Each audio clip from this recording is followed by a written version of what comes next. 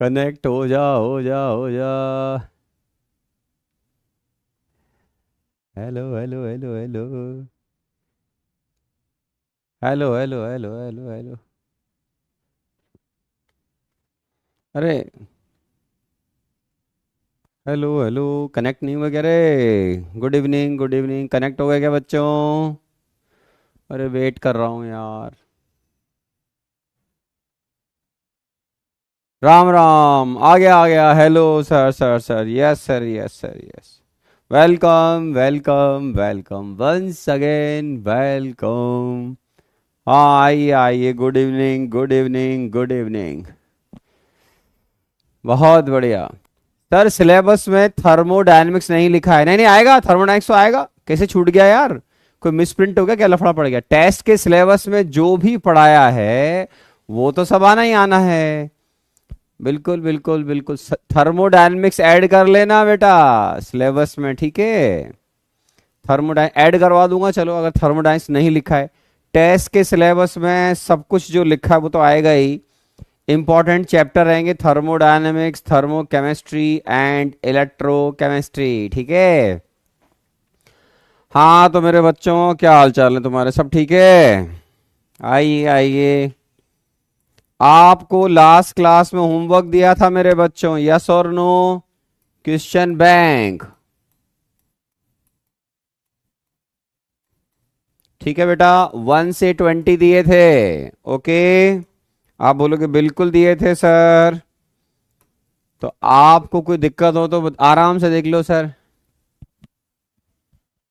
Sir दिन में कितने घंटे पढ़ना चाहिए ऐसे नहीं होता, मन लगा के पढ़ो बेटा। अक्षर जैन जितने पढ़ सकते हो, ठीक है? लेकिन कोचिंग के अलावा आपका मेन चीज है होमवर्क कंप्लीट होना चाहिए टाइम पर, और रिवीजन जो क्लासेस आप करते हो उनका 24 आवर्स में अगर रिवीजन होता है वेरी गुड, है ना?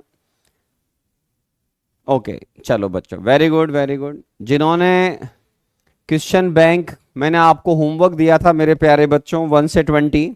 कभी कभी क्या है एंड में अपन कवर करते हैं होमवर्क का डिस्कशन, तो कभी कभी फास्ट हो जाता है, ठीक है? तो पूछ लें। शीट में इलेक्ट्रोकेमिस्ट्री, शीट इलेक्ट्रोकेमिस्ट्री आपको मैंने बेटा होमवर्क दिया था मेरे बच्चों, क्वेश्चन बैंक 1 से 20 दिया था बेटा। तो 1 से 20 में किसी को दिक्कत हो तो आराम से देख लो। ओके 17 में दिक्कत है, ठीक है बेटा चेक करता हूं मैं। 17 कौन सा है मेरे लाल? देखो बेटा 17 जो क्वेश्चन है इसमें मेरे बच्चों दो हाइड्रोजन इलेक्ट्रोड हैं, ठीक है? अच्छा क्वेश्चन है। हाइड्रोजन इलेक्ट्रोड है। हाइड्रोजन इलेक्ट्रोड पे आप जानते हो placed in buffer solution of sodium acid and this, ठीक है? ओके ओके ठीक है ठीक है ठीक है। अब देखो मेरे बच्चों इसमें क्या होता है, देखो 2H plus ion plus 2 electrode. अगर आपने हाइड्रोजन इलेक्ट्रोड पढ़े होंगे मेरे बच्चों, हाइड्रोजन इलेक्ट्रोड, तो इसमें क्या होता है बेटा, हाइड्रोजन गैस ऐसे कन्वर्ट होती है रिडक्शन से। तो इसका जो ई है H प्लस आयन का H2 में जाने का, वो क्या होता है बेटा, E0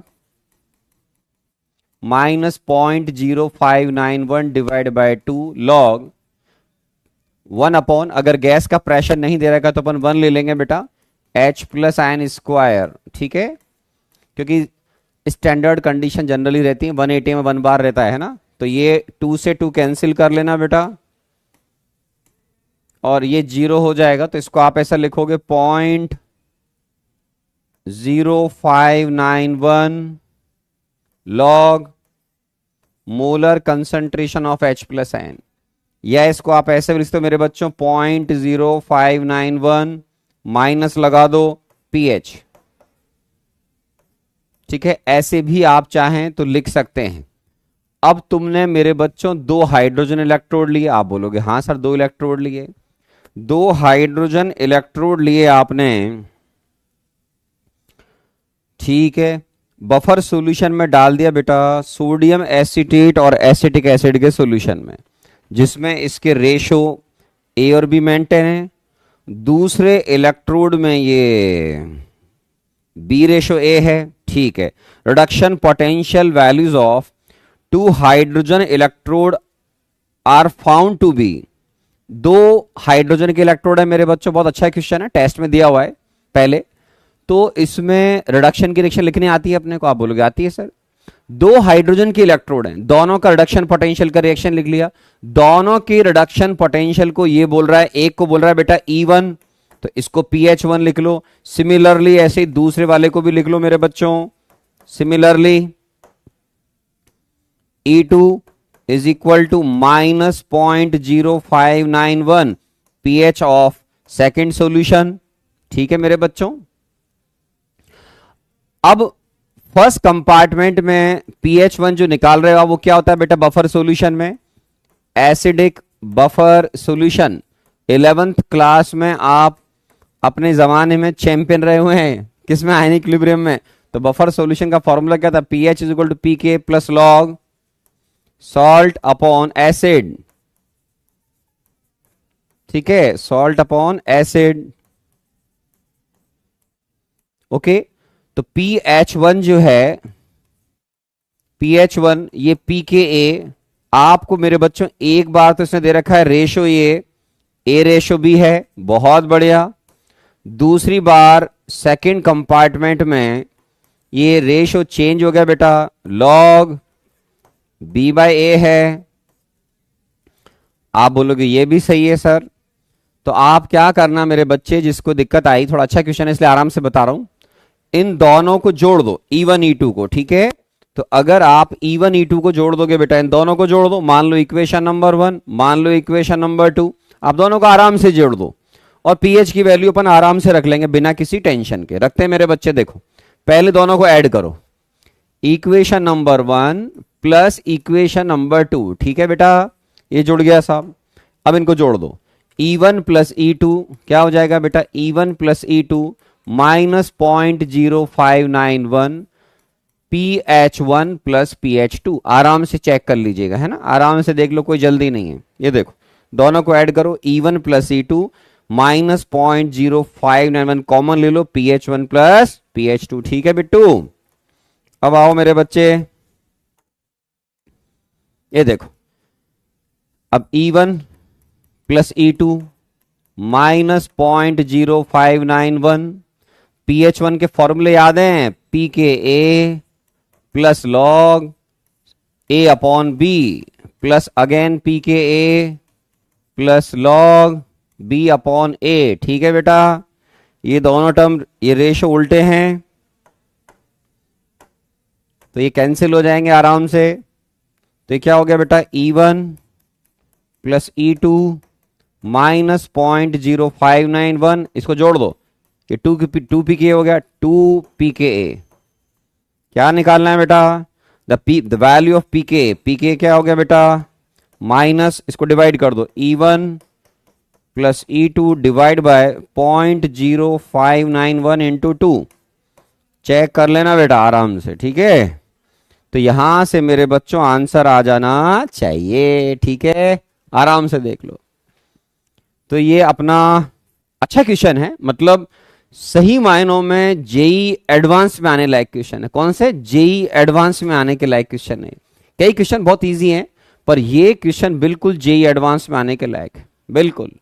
ये मेरे स्टैंडर्ड के हिसाब से बात करूं तो सर ये जेई मेन में डिफिकल्ट क्वेश्चन माना जाएगा, जेई मेन में डिफिकल्ट माना जाएगा, जेई एडवांस के लायक क्वेश्चन है। Good question, very good.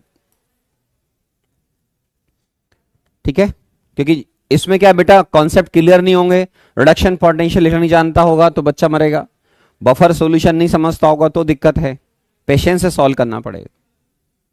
ठीक है, आराम से देख लीजिए, इजी क्वेश्चन है, बाकी इजी है। और देख लेते हैं किसी बच्चे का डाउट, क्या डाउट आ रहा है? क्वेश्चन नंबर 9 आ रहा है, 13 आ रहा है, यार 9 और 13 इजी होने चाहिए, देख लेते हैं।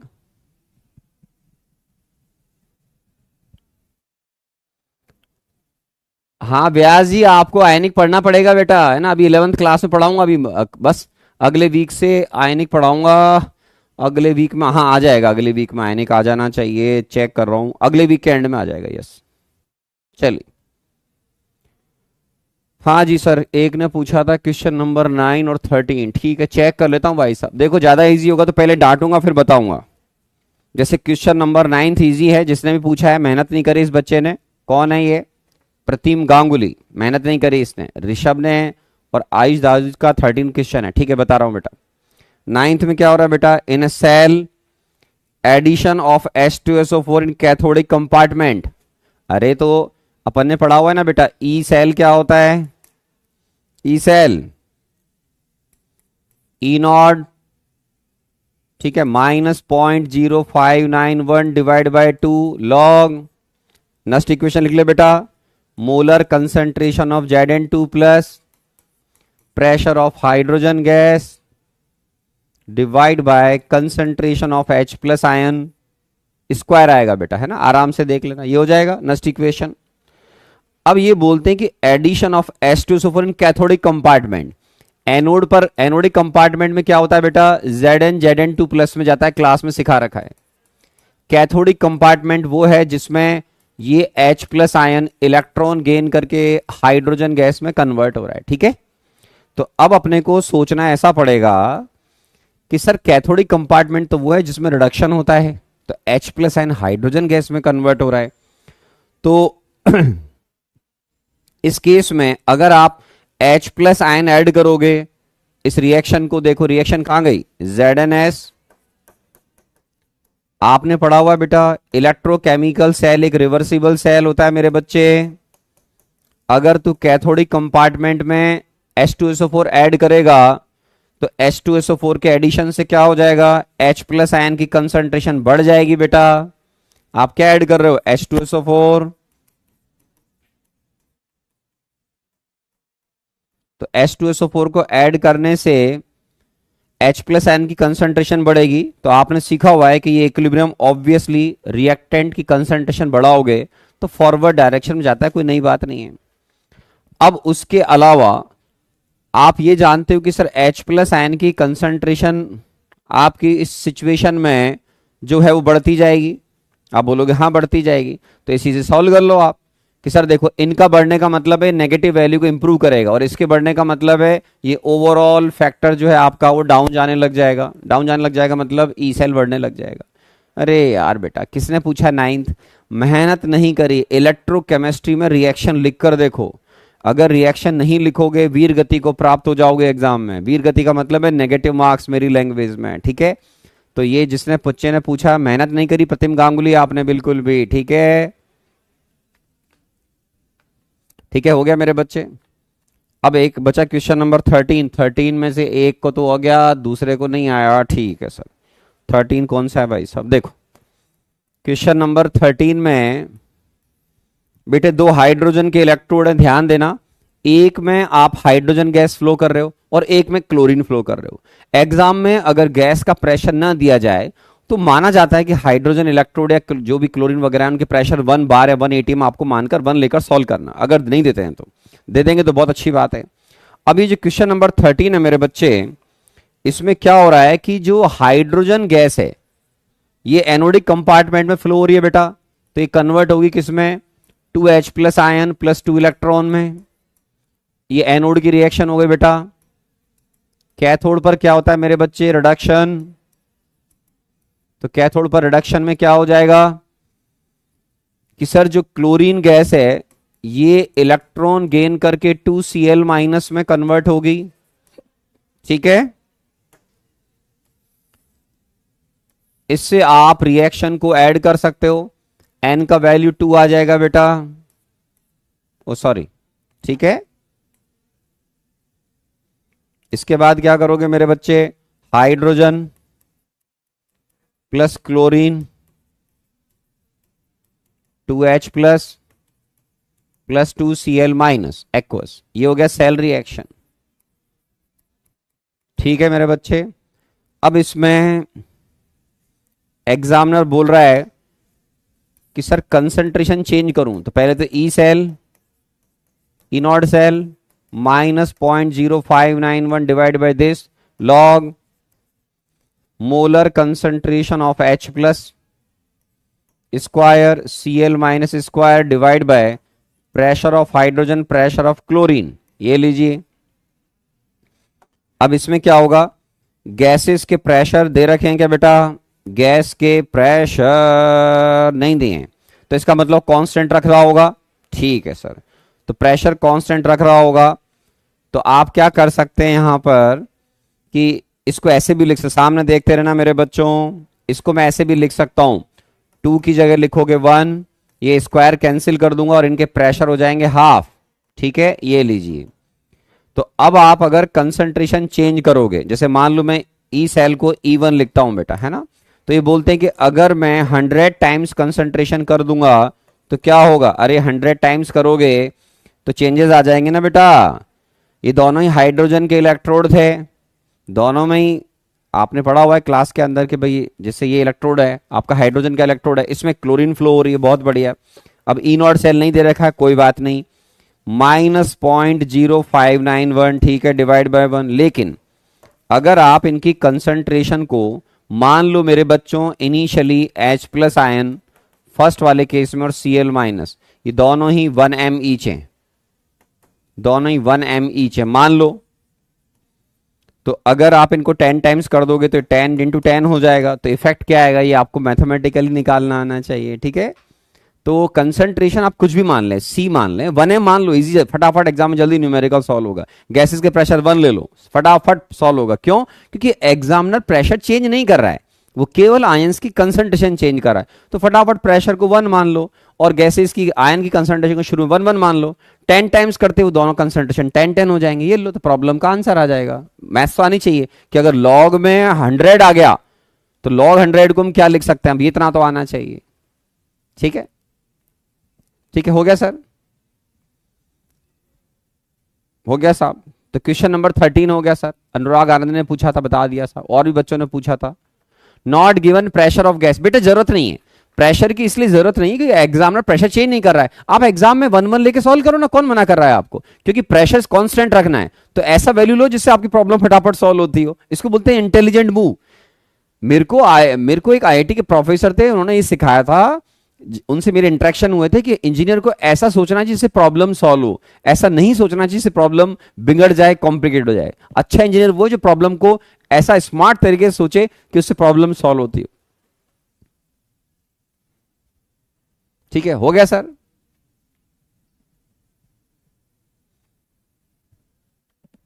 अरे ऋषभ, अकल है कि नहीं है सर, कंसंट्रेशन 10 के फैक्टर से बढ़ रहा है ना कि 100 से। अरे बेवकूफ, ये 100 बढ़ाएगा तो ये भी तो 100 टाइम्स बढ़ रहा है, 10 टाइम्स 10 टाइम्स बढ़ा रहा है ना, तो 10 टाइम्स 10 टाइम्स बढ़ाएगा तो टोटल मिलाकर लॉग के अंदर 100 नहीं आ गया? पागलों जैसी बातें करता है, थोड़ी बहुत तो मैथ्स लगा लिया करो। अरे मेरे जैसे सिंपल आदमी गलत करो तो बात ठीक है, तुम्हारे जैसे इंटेलिजेंट लोग गलती करते हैं, ऐसी बेवकूफी वाली बातें करते हैं यार। 10 टाइम्स बढ़ाएगा, इसको 10 टाइम्स बढ़ाएगा, इसको 10 टाइम्स बढ़ाएगा, तो ये 100 टाइम्स नहीं बढ़ जाएगा लॉग के अंदर। लॉग के अंदर वैल्यू अगर इनिशियल कंसंट्रेशन दोनों की 1 1 m रहेगी मान लो, तो as per given concentration 10 10 m हो जाएगी। वेरी सिंपल, तो लॉग के अंदर 100 आएगा कि नहीं आएगा? ऋषभ ने लिखा था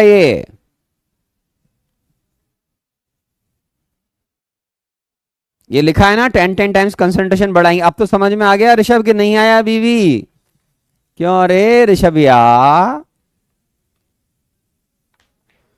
हाँ, जैसे अनुराग आनंद ने अच्छा क्वेश्चन पूछा, सर प्रेशर नहीं दे रखा है। भाई आपकी प्रॉब्लम एकदम जेन्युइन है, प्रेशर नहीं दे रखा है बेटा, तो उसको सिंपल कुछ कांस्टेंट वैल्यू मान लो, 1 1 मान लो, प्रॉब्लम फटाफट सॉल्व करके निकलना है, एग्जाम में अटकना नहीं है। ठीक है, आगे चलें। ठीक है, चलो खत्म हो गया भाई साहब, प्रॉब्लम फिनिश। ओके, तो सारे प्रॉब्लम खत्म हो गए भाई साहब। ओके, और तो कोई नहीं रह गया भाई साहब, किसी स्क्रीन पे से आंसर निकल गया? और 15 का हिंट, 15 में क्या करना पड़ेगा बेटा? 15 प्रॉब्लम में आपको, 15 कौन सा है भाई? अच्छा ये, इसमें देखो क्या होगा, अभी आपने फ्यूल सेल नहीं पढ़ा है, कोई बात नहीं, 2H2G ये मैं आपको पढ़ाऊंगा अभी, है ना। फ्यूल सेल हम क्लास के अंदर अभी कवर करेंगे आने वाले टाइम में, ठीक है। लेकिन फिर भी तुमको जितनी नॉलेज है उससे प्रॉब्लम सॉल्व हो जाएगी बेटा। क्या हो रहा है देखो, ये कन्वर्ट हो रहा है 2H2L में, इसका डेल्टा HF0 ऑफ आपको दे रखा है बेटा वाटर माइनस 2 -285.5 किलो जूल पर मोल। चेक कर लेना बेटा एक बार, है ना। अब तुम जानते हो कि यहां पे 2 मोल वाटर बना रहे हो, क्लास में मैंने पढ़ा रखा है बेटा 2 मोल बन रहा है, तो इस रिएक्शन का जो डेल्टा आर एच नॉट है वो 2 into delta H F not of water हो जाना चाहिए। ये लीजिए, तो एक तो ये आना चाहिए समझ में कि हाँ सर आ जाएगा।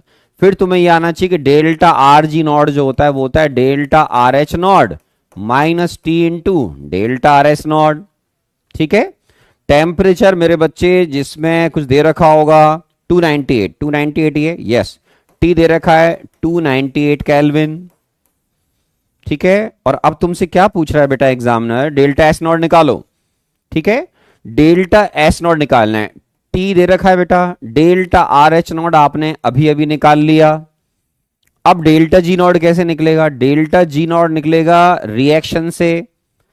आपको सामने वाला बोलता है कि ये फ्यूल सेल की रिएक्शन है, अब बनाऊं कैसे? देखो, इसको बनाने के लिए आपको उन्होंने डेटा दे रखा है। क्या दे रखा है? O2G 4 electron plus 4H plus ion converting into 2H2L। इन्होंने डेटा दे रखा है मेरे बच्चे। ठीक है। और इसका ई नॉट 1.23 वोल्ट। ये आपको लास्ट क्लास में पढ़ा था मैंने, वाटर के ऑक्सीडेशन की रिएक्शन का रिवर्स करके दे रखा है आपको मैंने। ठीक है, दे रखा है मैंने रिएक्शन को रिवर्स करके। तो अब इससे ये रिएक्शन बनाना है, तो ये रिएक्शन बनाने के लिए दिमाग तो भगवान ने अपने को दे रखा है, तो आप क्या करो, इसमें एक रिएक्शन जोड़ दो। क्या? 2H2G कन्वर्ट, क्योंकि आपको एक ही रिएक्शन का ई नोड आता है जो मैं उम्मीद करता हूं, वो कौन सा है? हाइड्रोजन इलेक्ट्रोड का। ऐसे लिख दो, इसका ई नॉट क्या होगा बेटा? 0 वोल्ट। ये पढ़ा हुआ है अपन ने। ठीक है। अब यहां पर आराम से देखिए, एन का वैल्यू 4 आ जाएगा। आप बोलोगे बिल्कुल आ जाएगा, एन का वैल्यू 4। दोनों साइड ये 4 कैंसिल हो जाएगा देखो, और ये H प्लस आयन भी कैंसिल हो रहा होगा। आपकी रिएक्शन क्या बन गई बेटा? 2H2G O2G converting into 2H2L। ठीक है, तो ये लो मेरे बच्चों, अब ये रिएक्शन बन गई। इस रिएक्शन का ई नॉट आगे निकालना। ई नॉट क्या होता है बेटा? इसका दोनों रिएक्शन का ई नॉट सेल बनाना आता है। ई नॉट सेल सब बच्चों को आता है। क्या होता है? E naught RP RHS minus E naught RP LHS. ठीक है, E naught RP RHS minus E naught RP LHS. ठीक है, ये तो वैसे ही आपका 0 चल रहा है मेरे बच्चे। ये आपको एसआरपी इन्होंने दे रखा है। अब आपको क्या निकालना पड़ेगा? Delta R G naught. सोचो कैसे निकलेगा बेटा? डेल्टा आर जी नॉट निकलेगा, डेल्टा आर जी नॉट कैसे? Minus n F E naught से। ये लीजिए, ई नॉट सेल निकल गया बेटा। क्यों? दोनों के नॉट दे रखे थे। एन का वैल्यू 4 आएगा बेटा। फेराडे 96500 कूलम्स होता है, तो यहां से पूरी प्रॉब्लम अपनी परफेक्टली सॉल्व हो जाएगी। ठीक है,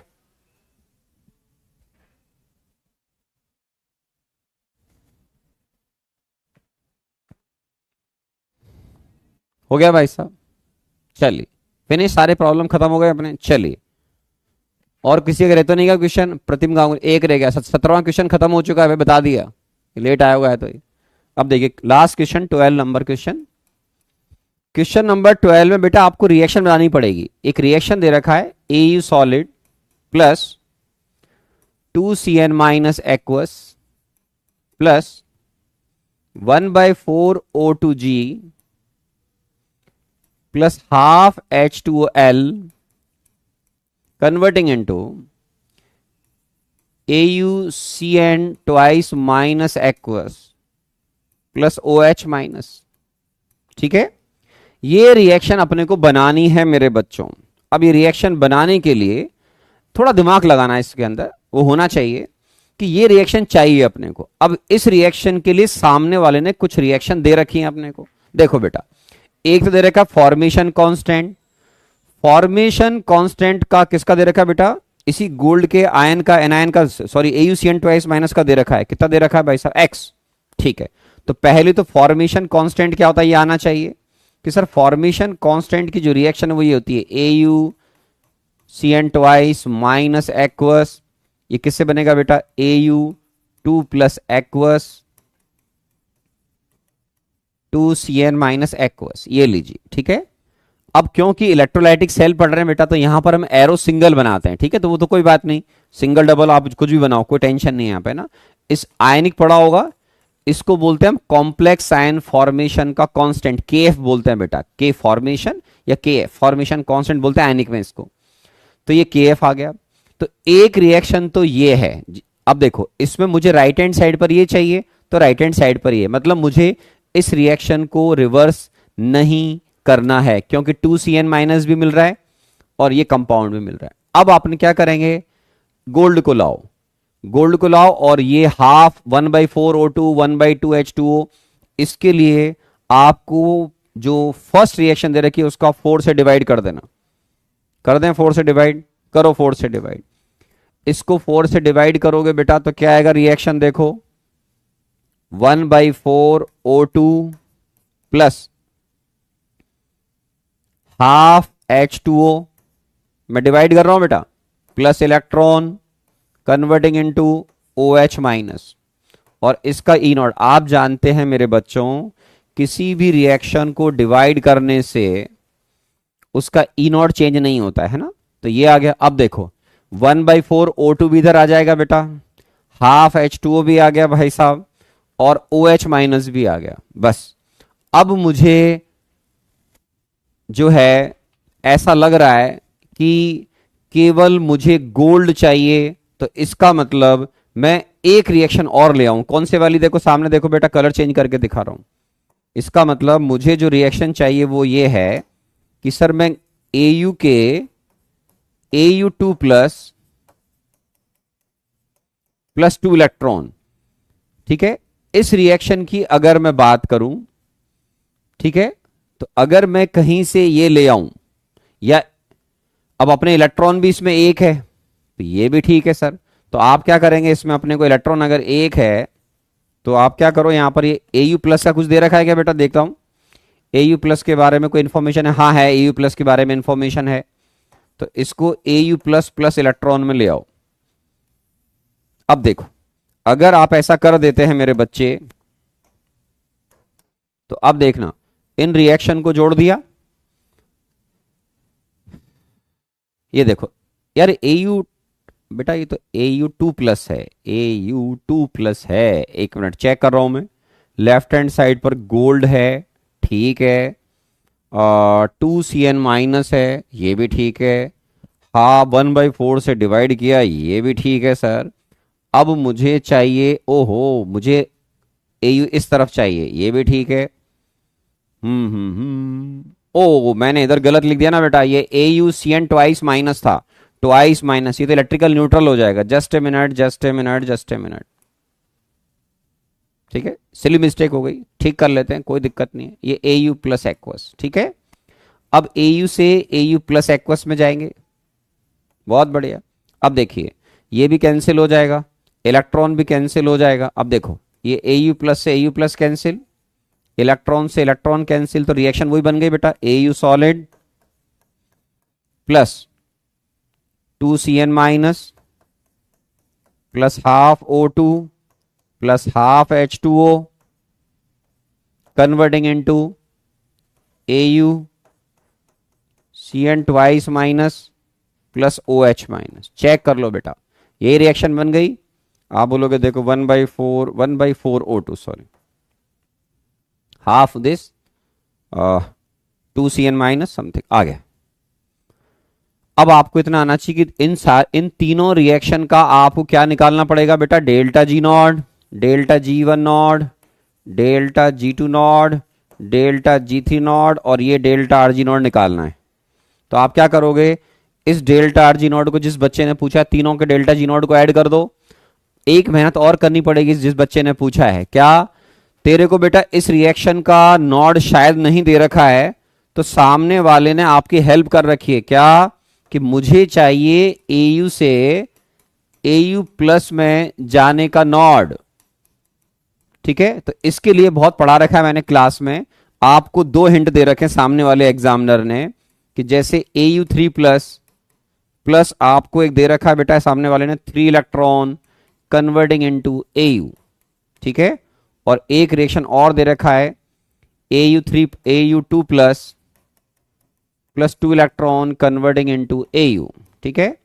तो आपको इन दोनों के ई नॉट दे रखे हैं, मुझे ये रिएक्शन बनाना है, ठीक है। और कुछ दे रखा है क्या भाई साहब? Au प्लस होगा ये, यहां पे गड़बड़ हो रहा है, ठीक है। तो आप बड़े इत्मीनान से यहां पर जो है वो ये 3 प्लस होना चाहिए था। तो आप क्या करो, इस रिएक्शन को रिवर्स कर दो, ठीक है। इस रिएक्शन को रिवर्स कर देना। रिवर्स करने से क्या होता है, ई नॉट का साइन चेंज हो जाता है। तो Au solid Au3 plus plus 3 electron, ठीक है। ये लो,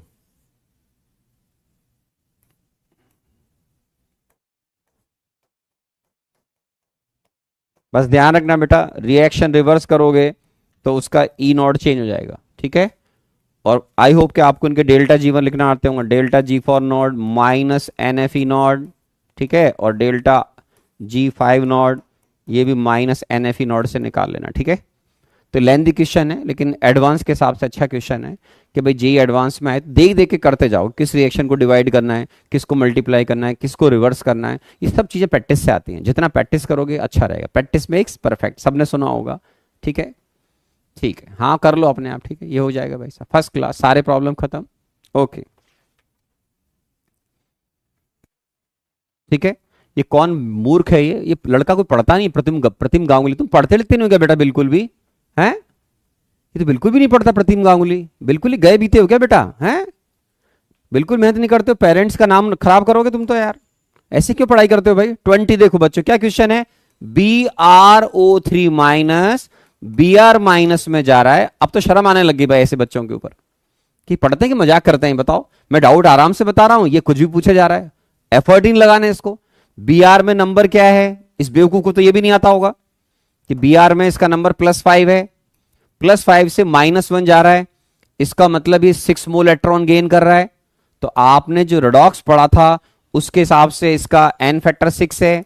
इजी लैंग्वेज में 6 मोल इलेक्ट्रॉन गेन करेगा कौन? BrO3 माइनस था, वो Br माइनस में जाएगा। 6 मोल इलेक्ट्रॉन का मतलब 6 फेराडे। क्या पूछा है बेटा, how many faraday required to reduce 1 mole of BrO3 minus to Br minus. अरे कोई बच्चा बिना सॉल्व करे देख के बता देगा, इसका आंसर 6 आएगा, है ना। बहुत बेकार प्रतिम गांगुली, तुम बिल्कुल पढ़ाई वढ़ाई नहीं कर रहे बेटा, बिल्कुल सेंसलेस, है ना। You are wasting time of this class, बिल्कुल पढ़ाई नहीं करते। ऐसे पढ़ाई मत करो बेटा, है ना। या फिर किसी और से पढ़ो, मेरी क्लास में पढ़ना है, मेहनत करा करो, नहीं तो ऐसे फालतू की बातें नहीं। ये इतने इजी क्वेश्चन है, बताओ, देखते सॉल्व हो रहा है बच्चों। मतलब मेरे को पेन उठाने में शर्म आ रही है कि BrO3 में Br +5 में है, वो -1 में जा रहा है। कितने बच्चों का टाइम खराब करता है ऐसा बच्चा, डाउट पूछ के, ये इसको एफर्ट ही नहीं लगाने। +5 से -1 जा रहा है, 6 इलेक्ट्रॉन गेन करेगा, रेडॉक्स पड़ा हुआ है, 6 फेराडे, 6 मोल इलेक्ट्रॉन मतलब 6 फेराडे, ओरली सॉल्व हो रहा है, वो क्वेश्चन पूछ रहे हैं, बताओ, है ना। इनको शर्म वरम भी नहीं है यार, पता नहीं उठ के आए थे क्लास के अंदर, पता नहीं कि पढ़ भी रहे हैं कि नहीं पढ़ रहे हैं, नहीं। हाँ हाँ अनुराग आनंद बेटा, इसको ठीक कर लेना, क्वेश्चन 117 में यस रेडियल नोड का प्रॉब्लम है, उसका आंसर अपने आप है ना। ठीक है, ठीक है, चलिए आगे बढ़ते हैं मेरे बच्चे। अरे प्रतिम थोड़ा पढ़ाई शुरू कर दो, है ना। अच्छे बच्चों की तरह पढ़ना सीखो, ढंग से एफर्ट लगाना सीखो, बिना पढ़े मत आया करो क्लास में। रेडॉक्स भी नहीं पढ़ा क्या बेसिक लेवल पे? जो प्रॉब्लम ओरली सॉल्व हो रहा है उनको पूछोगे तो क्लास का टाइम खराब हो जाएगा, मालूम है। चलिए बच्चों, तो लास्ट क्लास में हम भाई अच्छे क्वेश्चन आपने पूछे, मैंने बताया difficult question, but easy problem पूछ रहे हो यार, नहीं। चलो, अब लास्ट क्लास में हम स्टडी कर रहे थे मेरे बच्चों, अब हम सीखते हैं कि इलेक्ट्रोलाइसिस कैसे करेंगे सॉल्यूशंस का, ठीक है। तो सबसे पहले देखिए, electrolysis of 1m HCl aqueous solution. क्या बोला? Electrolysis of 1m HCl aqueous solution, ठीक है। हाँ, ऐसा लगता है कि मुझे डिस्कशन एंड में करना चाहिए, कुछ बच्चे सही बोल रहे हैं, टाइम बहुत खराब करते हैं, है ना, डिस्कशन लास्ट में करना चाहिए। ठीक है। अब देखो मेरे बच्चों, electrolysis of 1 MnCl aqueous solution. ये एक लड़का लेट आया है, मेरे से कैलकुलेशन में कोई मिस्टेक हो रही है, आरिफ अंसारी, सबसे पहले क्वेश्चन पूरा सॉल्व करके दिया, देख लेना बेटा, है ना, तू लेट आया है। चलो, इलेक्ट्रोलाइसिस ऑफ 1 MnCl। अब देखो, 1 MnCl का मतलब होता है बच्चों H+ और Cl-। ठीक है। अब देखिए सर, एनोड पर क्या क्या रिएक्शन हो सकती हैं, देखो इस तरह के केसेस में कैसे सोचते हैं बता रहा हूं आपको।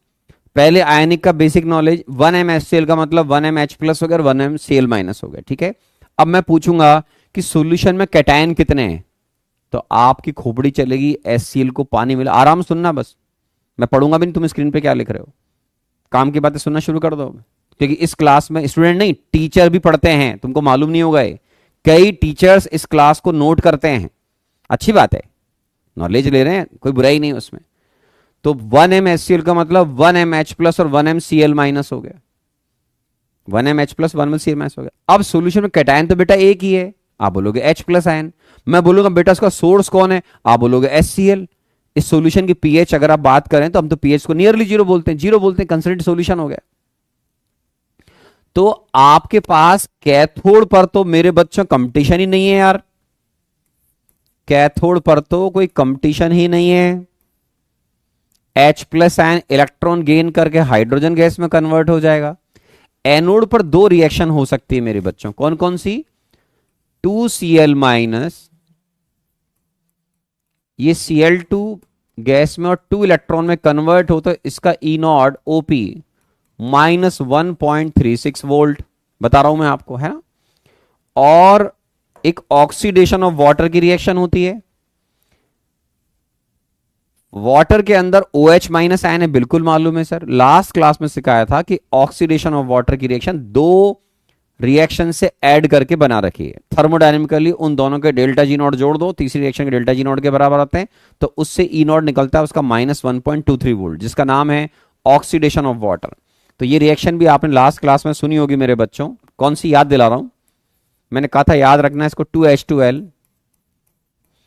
4H+ आयन, ठीक है, plus oxygen gas plus 4 electron, इसका E0 OP होता है मेरे बच्चों -1.23 वोल्ट। इसको हम बोलते हैं ऑक्सीडेशन ऑफ वाटर, क्लास में सिखाया था, ये दो रिएक्शन के एडिशन से बनती है ना। अब जिसको याद नहीं है गॉड ब्लेस यू, है ना। अब कैथोड पर तो कंपटीशन ही नहीं है बेटा, कैथोड पर जो H+ आयन है ये इलेक्ट्रॉन गेन करके हाइड्रोजन गैस में कन्वर्ट हो जाएगा। इसका E0 आपको पहले से मालूम है कि इसका जो E0 RP होता है वो 0 होता है मेरे बच्चों। अब आप आराम से सुनिएगा, क्या, अब एनोड पर जब कंपटीशन होगा तो पहले आराम सुने, मान लो अभी हम और एग्जांपल लेंगे, कैथोड पर अगर मान लो दो तीन कैटायन है, उनके बीच में कंपटीशन है, तो वो कैटायन पहले रिड्यूस होता है या होना चाहिए जिसका SRP ज्यादा होता है, ठीक है। और एनोड पर वो रिएक्शन होनी चाहिए जिसमें सब्सटेंस का SOP ज्यादा होता है, SOP ज्यादा होता है, ठीक है। मैंने सबसे पहले सबसे डिफिकल्ट केस लिया है, क्योंकि ये इनऑर्गेनिक केमिस्ट्री से पढ़ते हैं ना, एक्सेप्शनल केस, उस तरीके से एक्सेप्शनल केस है। आप दोनों के E0 देखो बेटा, दोनों की E0 देखोगे तो E0 तो लेस नेगेटिव वैल्यू, मतलब वैल्यू ज्यादा है, और ये वैल्यू मोर नेगेटिव है तो ये वैल्यू कम हुई, लेकिन इसके बावजूद एनोड पर ये रिएक्शन होती है, क्यों, मैं बताऊंगा अभी आपको, ना बताऊंगा मैं आपको, वेट पेशेंस रखिए। तो ये दो रिएक्शन होती है एनोड पर कैथोड पर, इन दोनों रिएक्शन को आप ऐड कर दो तो ये हो जाएंगी 2H+ ion 2Cl- converting into Cl2 plus hydrogen gas, ठीक है। इसको बोलेंगे बेटा सेल रिएक्शन, आराम आराम सुनते जाओ। और इन दोनों रिएक्शन का आप E0 सेल निकाल सकते हो। E0 सेल क्या होता है बेटा, पढ़ा रखा है क्लास में, E0 OPLHS plus E not RPRHS, तो ये आएगा -1.36 वोल्ट। सारे अच्छे बच्चे एक बात ध्यान रखें, सारे अच्छे बच्चे एक बात ध्यान रखें कि इलेक्ट्रोलाइटिक सेल में जब आप ई नॉट सेल निकालते हो तो हमेशा नेगेटिव आना चाहिए, क्योंकि नेगेटिव का मतलब है सर इसको वोल्टेज चाहिए। अगर पॉजिटिव ही आ गया तो बेटा तो गैल्वेनिक सेल हो जाएगा, उसके लिए बैटरी कहां जरूरत है। गैल्वेनिक सेल में तो रिएक्शन स्पॉन्टेनियस होती है। मैंने सिखा रखा है कि इलेक्ट्रोलाइटिक सेल में आप वोल्टेज देकर रिएक्शन करवाते हो, मतलब हम इलेक्ट्रिकल एनर्जी को केमिकल एनर्जी में कन्वर्ट करते हैं। तो इसमें ई नॉट सेल जितना ज्यादा नेगेटिव होगा उसका मतलब आपको उतना ज्यादा वोल्ट की बैटरी लगानी पड़ेगी। जैसे यहां आप देख रहे हैं -1.36 वोल्ट आ रहा है, तो आपको 1.36 से भी ज्यादा वोल्ट की बैटरी लगानी पड़ेगी, लगानी पड़ेगी। जितना ज्यादा नेगेटिव वैल्यू आएगा उतना हायर वोल्ट की वैल्यू लगानी पड़ती है, ठीक है। तो एक तो ये बात हो गई। अगर आपसे जेई मेन में पूछा गया कि एनोड कैथोड की प्रोडक्ट बताओ, तो आप बोलोगे सर एनोड पर क्लोरीन गैस इवॉल्व होगी, लिख देता हूं आपके लिए, एनोड पर Cl2 गैस इवॉल्व होगी, कैथोड पर हाइड्रोजन गैस इवॉल्व होगी मेरे बच्चों, ठीक है। तो एक तो ये सीखा। अब प्रॉब्लम ये है कि सर ये रिएक्शन में नंबर तो इसका आना चाहिए था, लेकिन इसका क्यों आ गया, इसका क्यों आ गया सर। तो ये एक्सेप्शनल केस में आता है। इसका रीजन आपके एनसीईआरटी में आई होप सो शायद अब है, पहले वाली में नहीं था, कि एक लाइन लिख रखा है ओवर वोल्टेज, ऐसा कुछ लिख रखा होगा उन्होंने, है ना। तो मैं आपको बता देता हूं, ये जो रिएक्शन है नंबर इसका आना चाहिए था, लेकिन नंबर इसका आता है ड्यू टू ओवर वोल्टेज। क्या आता है? Due to over voltage. Cl minus जब भी पानी में होगा, चाहे आप HCl मिलाओ, चाहे NaCl मिलाओ, चाहे KCl मिलाओ, तो उस Cl माइनस का हमेशा वाटर के ऑक्सीडेशन के साथ में कंपटीशन होगा। तो जिसका अब इनके इनॉड काफी क्लोज है बच्चों, नेगेटिव में आप देखिए, आप बोलोगे हाँ सर काफी क्लोज है, -1.23 -1.36 वोल्ट। तो इस रिएक्शन का नंबर क्यों आया, जबकि नंबर तो इसका आना चाहिए था। तो वो मैं बता रहा हूं अभी आपको। पहले स्क्रीन पे जो है वो आपने लिख लिया, पहले आप फटाफट स्क्रीन पे जो लिखा है वो लिख लीजिए। ये देखो, एक बच्चा पूछ रहा है सर एसओपी मींस, अरे पढ़ते नहीं हो क्या यार, क्लास में कितना पढ़ा रखा है, नया आया क्या खरबूजे मेरे प्यारे बच्चे। एसओपी का मतलब नहीं मालूम है, इलेक्ट्रो पढ़ रहा है भगवान। एसओपी का मतलब बताओ बच्चों। ये एक बच्चा क्लास में है, स्टैंडर्ड ऑक्सीडेशन पोटेंशियल, ठीक है बेटा, एसआरपी स्टैंडर्ड रिडक्शन पोटेंशियल। तो क्या पढ़ेगा इलेक्ट्रोकेमिस्ट्री बेटा?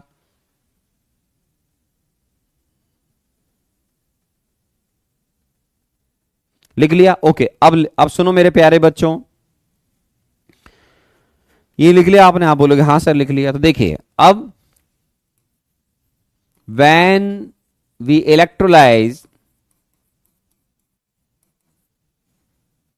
1m HCl aqueous solution, chlorine gas is evolved in place of oxygen gas due to over voltage, due to over voltage. इसको अंडरलाइन कर लो बेटा। हालांकि आपसे एग्जाम में पूछा नहीं जाएगा, क्योंकि इसका कोई ज्यादा डिटेल में आपको कोई जिक्र नहीं मिलेगा आपकी बुक वगैरह में, पर थोड़ा बता देता हूं मैं आपको। ओवर वोल्टेज जो टर्म है, क्या है ओवर वोल्टेज?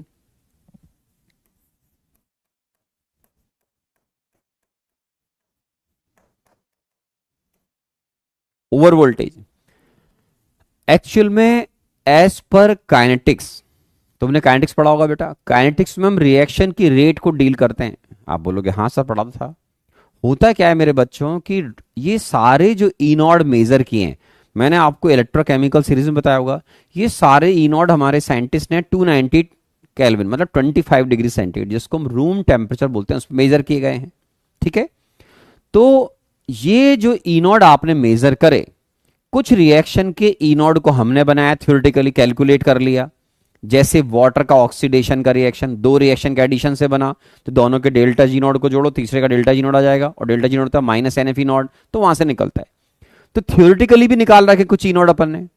अब जब हम एक्सपेरिमेंट करके देखते हैं तो ये देखा गया है कि जब आपके पास एक्वस सॉल्यूशन में आयंस पड़े होंगे, तो जब हम उनका इलेक्ट्रोलाइसिस करते हैं तो वाटर का जो ऑक्सीडेशन है, जो एनोड पर होता है, आपने पढ़ा हुआ बेटा ऑक्सीडेशन हमेशा एनोड पर होता है, तो हम जनरली प्लेटिनम का सरफेस लेते हैं जिसके ऊपर प्लेटिनम ब्लैक की कोटिंग होती है। ये मैंने आपको स्टैंडर्ड हाइड्रोजन इलेक्ट्रोड में बताया था।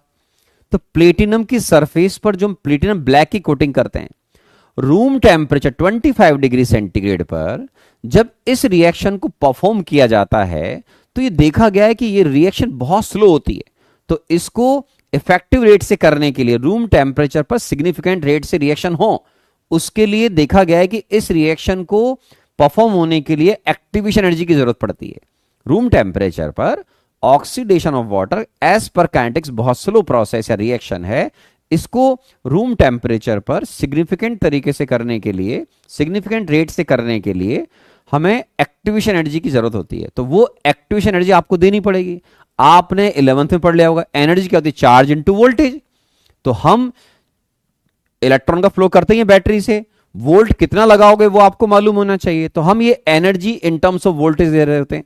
इलेक्ट्रॉन फ्लो होता है, आपने पढ़ा हुआ है कि बैटरी के नेगेटिव टर्मिनल से इलेक्ट्रॉन आते हैं सर्किट में और पॉजिटिव से वो पुल करके ले लेता है। तो एज पर काइनेटिक्स लिख देता हूं मैं आपके लिए, आप भूल जाएंगे। As per kinetics, oxidation of water at room temperature, लिख लो बेटा इसको। हालांकि एग्जाम में आपसे पूछेंगे नहीं पर फिर भी लिख लो आप, है ना। At room temperature, as per kinetics, oxidation of water at room temperature is a very slow process, very slow process. This reaction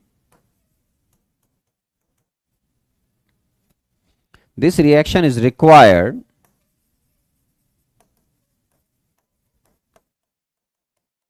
activation energy. ठीक है, this reaction requires activation energy, and this energy is supplied by battery. तो आप battery से तो वैसी सारी energy दे रहे होते हैं। एनर्जी अपन ने पढ़ी रखा बेटा, चार्ज इनटू वोल्टेज होता है। आप बोलोगे हाँ सर, तो आपको इस पर्टिकुलर रिएक्शन को कुछ एडिशनल एनर्जी देनी पड़ेगी, मतलब एडिशनल वोल्टेज देना पड़ेगा। ये जो एडिशनल वोल्टेज आप देते हो इसी का नाम होता है ओवर वोल्टेज। तो and this energy supplied by battery. So ये जो एडिशनल वोल्टेज की रिक्वायरमेंट है वो फुलफिल करती है आपकी बैटरी, फुलफिल करेगी।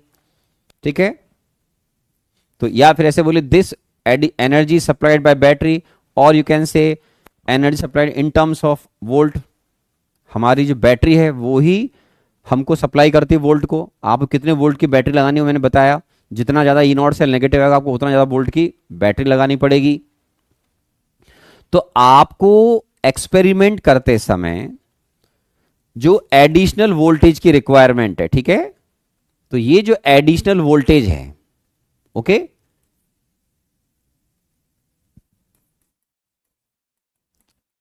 एडिशनल वोल्टेज रिक्वायर्ड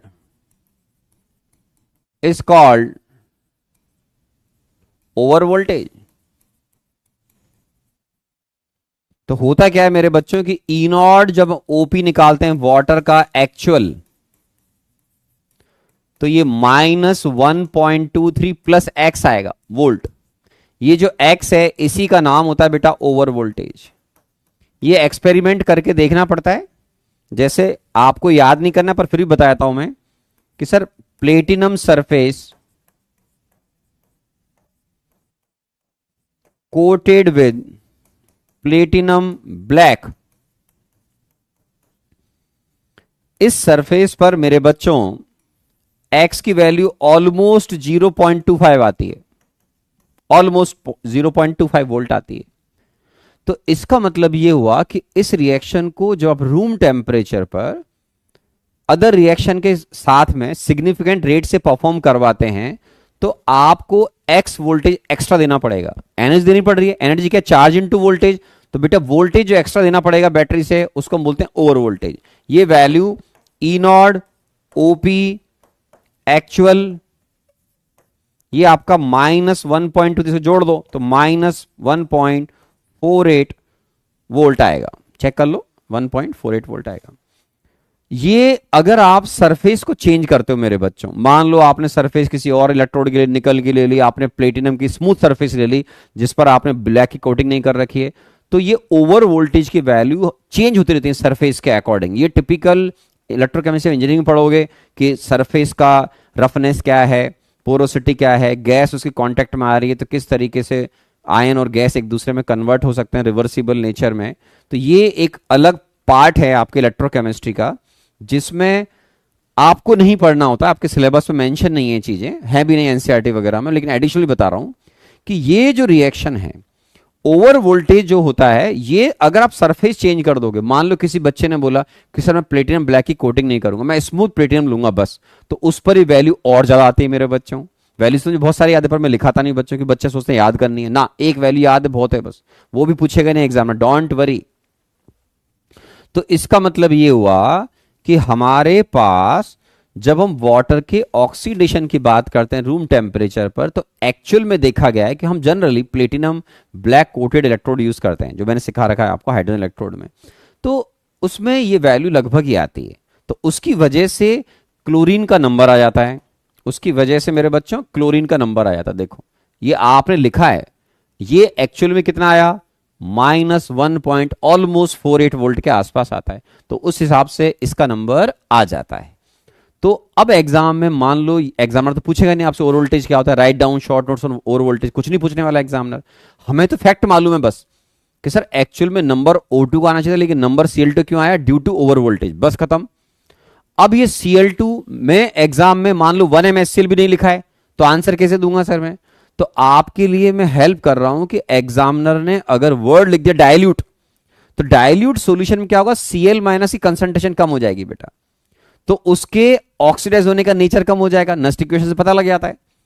तो आपको कभी भी एग्जाम में अगर डाइल्यूट या कंसंट्रेट वर्ड यूज कर रखा हो तो आपको उससे आंसर प्रोवाइड करना है। तो मैं आपके लिए पहले से लिख देता हूं कि sir when we electrolysed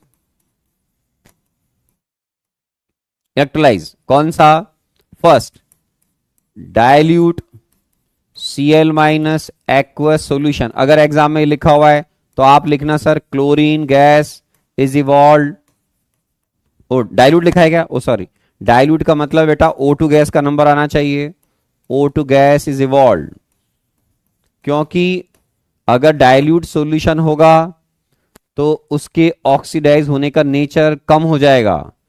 E Nord का मतलब होता है बेटा उस आयन की कंसंट्रेशन 1m होनी चाहिए, लेकिन डाइल्यूट में आप 1m से कम लोगे तो नस्ट इक्वेशन के अकॉर्डिंग उसका ऑक्सीडाइज होने का नेचर कम हो जाएगा। दूसरा, अगर एग्जाम में लिखा हुआ है कंसंट्रेट Cl- एक्वस सॉल्यूशन, जैसा आपने अभी 1m सॉल्यूशन में लिया, तो इसको लिखो यहां पर Cl2 गैस इवॉल्व होगी।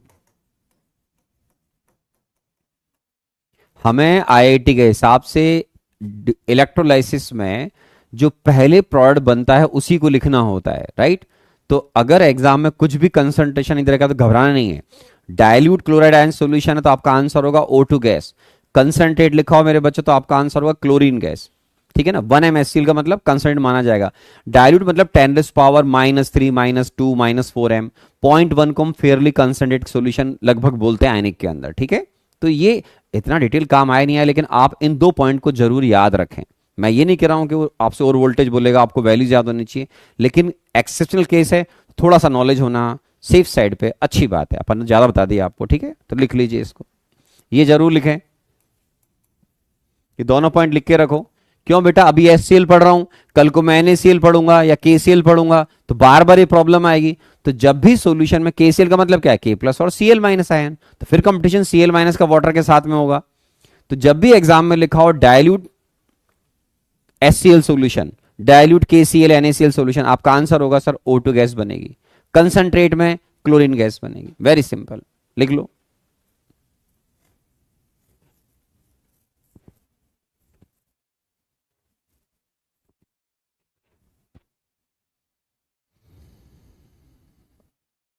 लिख लिया बेटा? सर ये क्वेश्चन मेरे टेस्ट में आया था, आज समझ में आया, thank you. Navya Agarwal, okay, very good, very अच्छी बात है बेटा, हो गया, लिख लिया मेरे बच्चे। अब ये लिखा था बेटा अपन ने 1 MHCl, ठीक है। मान लो हम डाइल्यूट सॉल्यूशन ले लें। क्या ले लें? सपोज करो एग्जाम में, अब मैंने जो सिखाया उसके अकॉर्डिंग चलते हैं। एग्जाम में लिखा आ गया बेटा, मान लो electrolysis of dilute HCl aqueous solution, ठीक है। तो अब जैसा मैंने सिखाया उस हिसाब से चलना। आप बोलो क्या सिखाया सर? एनोड पर क्लोरीन गैस नहीं बनेगी, अब ऑक्सीजन गैस बनाना। क्यों? डाइल्यूट सॉल्यूशन बोल रहे हो। डाइल्यूट सॉल्यूशन का मतलब क्या हो गया? अब Cl-1m नहीं लिया है आपने, उससे कम लिया है बहुत, तो उसके ऑक्सीडाइज होने का नेचर कम हो जाएगा बेटा।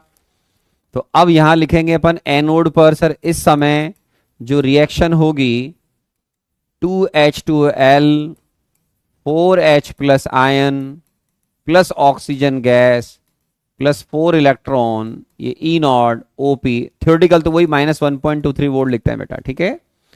अब मैं बोलूंगा बेटा कैथोड की रिएक्शन। तो कैथोड की जो रिएक्शन है, कैथोड पर तो कंपटीशन ही नहीं है।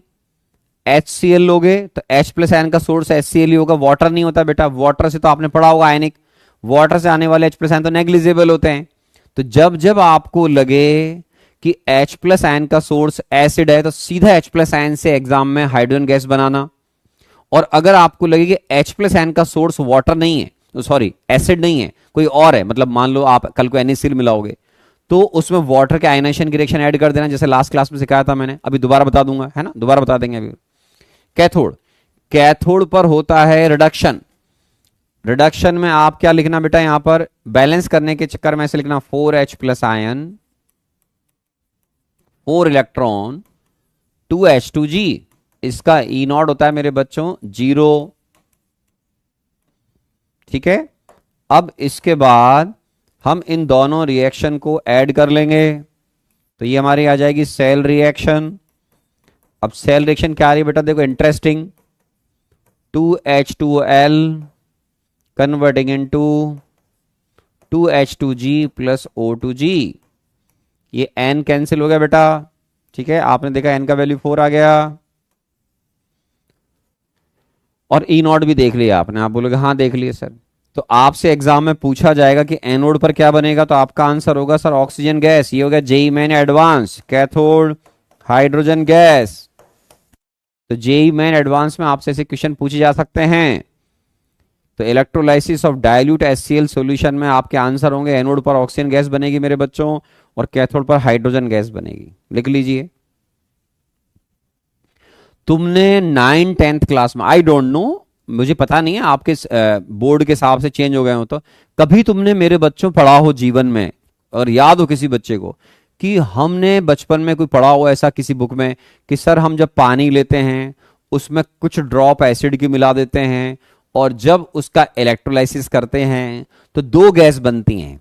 इनको जब हम एनोड कैथोड पर कलेक्ट करते हैं तो इनका वॉल्यूम का रेशियो 2:1 होता है। वो यही रिएक्शन होती है। जो डबल बनती है उसका नाम है हाइड्रोजन गैस, और जो कम बनती है उसका नाम है ऑक्सीजन गैस। अगर पढ़ा हो किसी बच्चे ने 9th-10th में, कभी आया होगा कहीं ना कहीं स्कूल एजुकेशन में, और नहीं आया तो घबराए नहीं, अब पढ़ लो। कोई बच्चा बोलेगा मेरे नहीं आया तो कोई बात नहीं बेटा, तू अब पढ़ ले, कोई टेंशन नहीं है। तो डाइल्यूट सॉल्यूशन है, क्या है? Dilute solution. ये कई बच्चों के बोर्ड में होता है, या बच्चे पढ़ते हैं स्कूल में, एजुकेशन में होता है कहीं ना कहीं कि भाई वाटर है उसमें कुछ एसिड मिला दो, फिर इलेक्ट्रोलाइसिस करो, दो गैस बनेंगी। देखो मेरे बच्चों, हाइड्रोजन ऑक्सीजन का रेशो 2 बना रहा है, जितना O2 बनेगा उससे डबल हाइड्रोजन गैस बनता है। अगर पढ़ा हो तो, नहीं पढ़ा है तो कोई बात नहीं, अपन तो अब पढ़ रहे हैं, कहाँ टेंशन है। जब जागो तब सवेरा बोलते हैं, लेकिन भाई साहब मेहनत बहुत करनी पड़ती है। जितना लेट जागोगे उतनी ज्यादा मेहनत करनी पड़ती है, ये रियलिटी है, ये मेरे शब्द ध्यान रखना। जितना लेट जागोगे उतना ज्यादा मेहनत करनी पड़ती है, और सक्सेस मिलने का चांस कम हो जाता है। Sir study in class ninth, very good. Krishna ने लिखा है। मोहम्मद शेख लिख रहा है सर एक बार नाइन्थ में पढ़ा था तब याद। हाँ ठीक है, हमारा वेस्ट बंगाल बोर्ड में था। अंकित, यस सर, टेंथ में पढ़ा था। आदर्श, हाँ सर वेस्ट बंगाल बोर्ड में था। वाह यार, काफी बच्चों को याद है इसका मतलब, चलिए अच्छी बात है। तो डाइल्यूट सॉल्यूशन में अगर आप ऐसे इलेक्ट्रोलाइसिस करोगे मेरे बच्चों, तो इस तरीके से आंसर दिया जाएगा। और सुनो सर, है ना, और सुनो, क्या मान लीजिए हम इलेक्ट्रोलाइसिस करें किसी और का, जैसे मान लो आपने कहा कि sir electrolysis of 1M H2SO4 aqueous solution, और एग्जाम में बच्चों का डाइल्यूट लिखा होगा तो भी इसके दोनों आंसर एक जैसे आते हैं ना, डाइल्यूट सॉल्यूशन और डाइल्यूट H2SO4 सॉल्यूशन। उसका रीजन क्या बता दूंगा मैं। एक्चुअल में जब आप H2SO4 को पानी मिलाओगे मेरे बच्चों, तो वो H+ आयन भी देगा, सल्फेट आयन भी देगा। अभी कुछ स्टैंडर्ड केस है जिनको अगर आप याद रखेंगे तो गुड फॉर हेल्थ। अब देखो एनोड पर क्या क्या रिएक्शन हो सकती है। तुमने मिलाया H2SO4, तो ये जो सल्फेट आयन होता है मेरे बच्चों, ये परऑक्सीडाइज सल्फेट आयन में H2OH2- में कन्वर्ट होता है, ठीक है, +2 इलेक्ट्रॉन। तो इसका जो ई नॉड है ये होता है बेटा minus oxidise SOP minus almost 2.01 volt, मतलब -2 वोल्ट है लगभग लगभग। सल्फेट आयन का H2OH2- में जाने का जो ऑक्सीडेशन पोटेंशियल बहुत लो है बच्चों। इसके कंपैरिजन में वाटर के ऑक्सीडाइज होने का जहां तक सवाल है,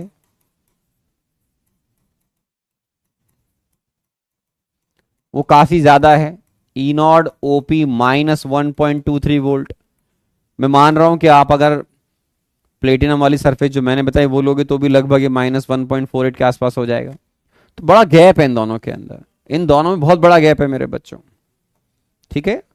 और जहां तक सवाल कैथोड का है, कैथोड पर कंपटीशन ही नहीं है। क्यों? पूरे सॉल्यूशन में एक ही कैटायन और उसका नाम है H+ आयन। आप बोलोगे बात तो सही है सर, और उसका भी सोर्स कौन है? H2SO4। तो जब भी H2SO4 H+ आयन का सोर्स हो, सीधा H+ आयन से ऑक्सीजन हाइड्रोजन गैस बनाना है एग्जाम में, तो हम हाइड्रोजन गैस बना देंगे सर। तो यहां पर 4H+ ion +4 electron converting into 2H2G। ये लीजिए सर। अब इन दोनों रिएक्शन में कंपटीशन होगा मेरे बच्चों, लेकिन क्योंकि दोनों की ई नॉड में बहुत बड़ा डिफरेंस है, ठीक है ना। H2OH2- इनऑर्गेनिक केमिस्ट्री में पढ़ते होंगे मेरे बच्चों, इनऑर्गेनिक केमिस्ट्री पढ़ा होगा ना, इसमें पेरोक्साइड लिंकेज होता है एक, लाइक दिस। ये आपने पढ़ा होगा कभी ना कभी इनऑर्गेनिक केमिस्ट्री में, माइनस इधर माइनस, है ना। तो सल्फेट आयन इसके अंदर कन्वर्ट होता है मेरे बच्चों, ओके। तो ये आपने कभी सुना होगा, नहीं सुना है तो कोई बात नहीं। अब ये रिएक्शन दोनों देखो तो इसका नंबर आता है, क्योंकि दोनों के अंदर जिसका SOP ज्यादा होगा वो पहले ऑक्सीडाइज होना चाहिए। बड़ा गैप है दोनों के बीच, बहुत बड़ा गैप है, तो ये रिएक्शन होती है। कैथोड पर कंपटीशन ही नहीं है सर, तो इसका ई नॉड RP 0 हो जाएगा, ठीक है। इन दोनों रिएक्शन को आप ऐड कर सकते हैं। ऐड करोगे तो वापस से देखो आप, ये रिएक्शन वही आ गई जो कुछ देर पहले आपने देखी थी। उन्होंने बोला ओ माय गॉड, ये तो वही रिएक्शन आ गई, 2H2G + O2G। ये आपकी सेल रिएक्शन हो गई सर। IIT JEE ने पूछा कि आंसर बताओ बेटा एनोड, आप चिल्लाओगे जोर से खुशी के मारे, ऑक्सीजन गैस निकलेगी सर। कैथोड, बल्ले बल्ले बोलते हुए आप हाइड्रोजन गैस बनाओगे। और मैंने क्यों लिखा 1M H2SO4, क्योंकि 1M H2SO4 अगर थोड़ा डाइल्यूट सॉल्यूशन लोगे ना, तो थोड़ा डाइल्यूट सॉल्यूशन लोगे तो भी सल्फेट आयन इसमें कन्वर्ट होने वाला नहीं है। क्यों? उसकी तो फिर और कम चांस हो जाएंगे निकलने के। तो ये जो रिएक्शन है ये तो कंपटीशन ही नहीं है, यहां पर इन दोनों बड़ा भारी गैप है। अगर मान लो आप इंजीनियर हो और आपने बोला सर कोई ऐसा तरीका बताओ कि ये रिएक्शन ना होकर ये रिएक्शन हो जाए, तो मैं सारे बच्चों को बोलता हूं कि आपने नस्ट इक्वेशन पढ़ा हुआ है, केवल सोचना है कि सर क्या फर्स्ट रिएक्शन अगर मैं करवाना चाहता हूं, तो खुद सोचो, केवल सोचना है कि सर अगर मैं फर्स्ट रिएक्शन करवाना चाहूं तो कैसे हो सकती है sir first reaction? As a engineer सोचो, एज ए इंजीनियर सोचो, आप स्टूडेंट नहीं हो, मान लो इंजीनियर हो आप, सोचना स्टार्ट।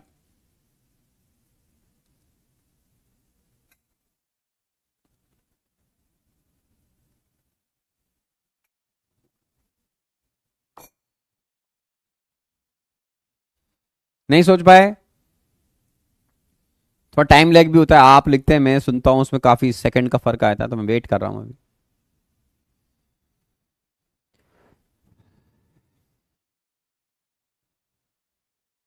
सोचो सोचो सोचो कि अगर आप एज ए इंजीनियर चाहते हैं तो आप देखो, ये तो आयनिक फॉर्म में लिखा हुआ है। ये जो एसिड बनता है मेरे बच्चों प्लांट में, कौन सा प्लांट में, उसी इसी एसिड का नाम होता है H2O8, H2S2O8। ये एसिड होता है आपका, इसका बनाने का प्लांट होता है ये, जो रिएक्शन आप सामने देख रहे हो। लेकिन जब आप एज ए इंजीनियर वर्क करते हो तो क्या है, वेरी हाई वोल्टेज बैटरी, हट। अरे नहीं भाई, तुम समझे ही नहीं। उल्टा बोला है, उल्टा बोला है एक बच्चे ने, आयुष दादिश ने उल्टा बोला है। एस्टोडी कंसंट्रेशन इंक्रीज करेंगे या फिर सल्फेट आयन को कम कर देंगे, नहीं यार बढ़ाएंगे, है तुम्हारा भला। अरे भाई अब सुनो आराम से, देखो तुम समझे ही नहीं। नस्ट इक्वेशन इसका लिखोगे मेरे बच्चों, तो आपको नस्ट इक्वेशन लिखना नहीं आता है तो इसका, तो आप इसकी जब नस्ट इक्वेशन लिखोगे तो आपको समझ में आएगा। अगर आप चाहते हो कि रिएक्शन हो तो आपको इस आयन की कंसंट्रेशन को ज्यादा लेना पड़ेगा। जब ज्यादा लोगे मेरे बच्चों तो ये जो ई नॉड है वो लेस नेगेटिव होता जाएगा, लेस नेगेटिव होगा तो वाटर के कंपटीशन में आ जाएगा। तो अगर आप highly concentrate solution low, highly concentrate solution of sulphate ion, ठीक है, ठीक है, देन यू कैन से in this situation H2S2O8 form, ये आयनिक फॉर्म में आप बोल रहे तो, और S2O8 2 माइनस फॉर्म। वो आयनिक फॉर्म बेटा एसिड पानी में H प्लस आयन और परऑक्सीड डाइसल्फेट आयन की फॉर्म में होता है, इसलिए मैं इसको ऐसे लिखा है कि ये एसिड जब बनेगा तो उसके लिए आपको highly concentrate solution of sulphate ion लेना पड़ेगा। और एक बात और, कि आप जानबूझकर, है ना, अगर आप अच्छा सुन रहे हैं तो जानबूझकर ऐसी सरफेस लो जिस पर ओवर वोल्टेज की वैल्यू और ज्यादा आती है, मतलब ये रिएक्शन ना होने पाए। तो इसके लिए आपको और ऐसी सरफेस को लेनी पड़ेगी जहां ओवर वोल्टेज की वैल्यू, मान लो जो मैंने बोला एक्स की वैल्यू 0.25 के आसपास होती है, 0.4 हो, 0.5 हो, तो उससे क्या होगा, इसका ई नॉट का वैल्यू एक्चुअल में -1.678 ऐसे हो जाएगा, तो इनमें कंपटीशन हो जाएगा। तो ऐसा करोगे तो फिर आप सल्फेट आयन को S2O8 2 माइनस में कन्वर्ट कर सकते हैं, ठीक है ना, क्योंकि इस रिएक्शन और इस रिएक्शन के बीच में नॉड का बहुत बड़ा फर्क है। तो आप प्रैक्टिकली कंसंट्रेशन चेंज करके ऐसा कर सकते हैं। या फिर एक काम कर लो बच्चों, आप बोले क्या काम करें, सोचो आप, या फिर इस इलेक्ट्रोलाइसिस को लंबे टाइम करो। आप बोलो हम फालतू हैं, लंबे टाइम करो। आप बोलोगे उससे क्या होगा सर, सोचना स्टार्ट, सोचना स्टार्ट कि अगर आप इस सॉल्यूशन को लंबे समय तक इलेक्ट्रोलाइसिस करोगे तो क्या हो जाएगा। आंसर यहीं छुपा हुआ है बोर्ड। ये मैं ज्यादा पढ़ा रहा हूं आईआईटी के हिसाब से, लेकिन आप कुछ सोच सकते हो तो सोचो। आईआईटी के हिसाब से तो काम हो गया, ये आंसर आ गया, एनोड कैथोड पे क्या बनेगा, पर मैं आपको सोचने के लिए बोल रहा हूं, अच्छा इंजीनियर बनना चाहते हो। अगर आप इस सॉल्यूशन का इलेक्ट्रोलाइसिस बहुत लंबे समय तक करोगे तो भी ये रिएक्शन होना शुरू हो जाएगा। उसका रीजन है, उसका रीजन क्या है सोचो। अरे सल्फेट आयन पड़े पड़े सॉल्यूशन में उसकी कंसंट्रेशन बढ़ जाएगी। आप बोलो क्यों बढ़ जाएगी सर सल्फेट आयन कंसंट्रेशन। अरे वाटर का इलेक्ट्रोलाइसिस हो रहा है, वाटर आपका सॉल्वेंट है, क्या है मेरे बच्चे, वाटर आपका सॉल्वेंट है। सॉल्वेंट की कॉस्ट पर बन रहा है हाइड्रोजन ऑक्सीजन गैस, सॉल्वेंट कम होगा मेरे बच्चों तो सॉल्यूट बढ़ जाएगा। सॉल्यूट कौन है, सल्फेट आयन। तो सॉल्यूशन में जो सल्फेट आयन आपने शुरू में मान लो 1m लिया, वो धीरे धीरे अपने आप ही 1.1 1.5 2 2.5 3m 3.5 ऐसे बढ़ता चला जाएगा। तो एक समय ऐसा आएगा जब इसका ई इसके ई से ज्यादा हो जाएगा, ई का मतलब ईओपी ज्यादा हो जाएगा, तो वो आपका ऑक्सीडाइज हो जाएगा। तो इंजीनियर्स जो होते हैं उनका एक अलग तरह का रोल इंडस्ट्रीज में, ठीक है। तो लेकिन आप सोचते ऐसे ही हैं, मतलब यहीं से हमारा बेस बनता है, इंजीनियरिंग करने के बाद तो फिर बात अलग है।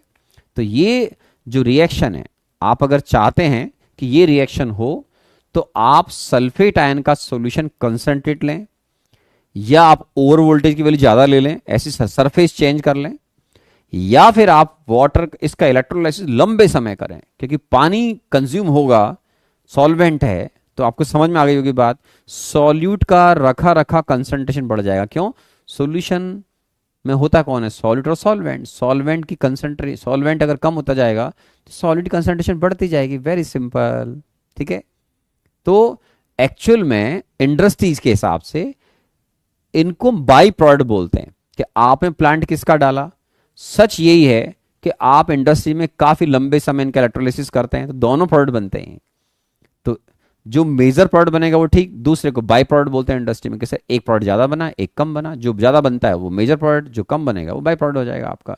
या आपने इंडस्ट्री किसकी डाली वो आप देखो, ठीक है। चलिए, नहीं नहीं ऐसी बात नहीं है। क्या नाम है? गोविंदा मौर्य। नहीं ऐसा नहीं है बेटे, थिंकिंग प्रोसेस डेवलप हो रही है आपकी। घटिया नहीं हो यार, घटिया घटिया थोड़ी हो आप लोग। आप मेरे स्टूडेंट हो तो घटिया थोड़ी हो सकते हो, लेकिन आपको समझना पड़ेगा। आप अच्छा सोचना सोचना डेवलप, कभी ना कभी हमें थिंकिंग प्रोसेस को डेवलप करना पड़ता है। मैं कभी कभी डांटता हूं तो डांट खानी चाहिए, पेरेंट्स डांट है डांट खानी चाहिए, वो आपके डेवलपमेंट के लिए बोल रहे हैं। आप सही ट्रैक पे नहीं, हम तो डांटेंगे, 3 जने डांटेंगे भाई साहब। गुरु मतलब सर, टीचर जो पढ़ा रहे हैं, मम्मी और पापा, इनका तो राइट है भाई साहब डांटने का। जो इनकी डांट नहीं खा पाएगा वो इंसान अच्छा नहीं बन पाएगा, आगे मजेदार इंसान नहीं बनेगा। आप नोट कर लेना, इसका मतलब भी नहीं फालतू डांट खाओ, ठीक है। तो आप सोच रहे हैं, अच्छी बात है ना। तो ये इतना आईआईटी नहीं पूछता है, लेकिन कई बच्चों ने रेस्पॉन्ड किया, वेरी गुड, अच्छी बात है।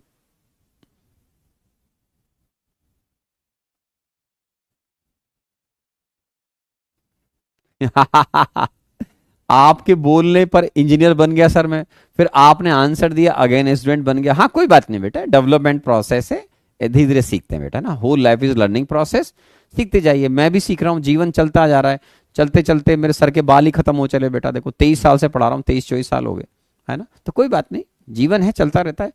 नॉलेज है, बांटिए, डिस्ट्रीब्यूट करिए। मैं कई फैकल्टीज को सिखाता हूँ, सीखो बेटा। बहुत से लोग जूनियर भी पूछते हैं, कभी कभार डाउट आते हैं, पूछो क्या दिक्कत आ रही है उसमें। कई लोग तो दूसरे इंस्टीट्यूट के लोग फोन करते हैं, सर इसके बारे में क्या ख्याल है, प्लीज बताओ थोड़ा सा। तो बता दो यार, इसमें क्या हो गया। वो इंसान पढ़ाई करवा रहा है, खुद पढ़ रहा है, बच्चों को पढ़ा रहा है, पॉजिटिव एटीट्यूड होना चाहिए। हमारे हिंदुओं में बोलते हैं कि माँ सरस्वती का आशीर्वाद जिसके ऊपर है, तो उसको विद्या बांटनी चाहिए, रोकनी नहीं है। जो भी पूछ रहा है उसको बता दो। अच्छा बच्चा कोई या अच्छे सर कुछ पूछना चाहते हैं आपसे, सीख रहे हैं, या आप कुछ नहीं है तो आप उनसे पूछो। मेरी जैसे फ्रेंड्स बुक है, मैं बुक से पूछता हूँ, भाई बताओ मेरी इस चीज का क्वेरी का आंसर क्या है, ठीक है। चलिए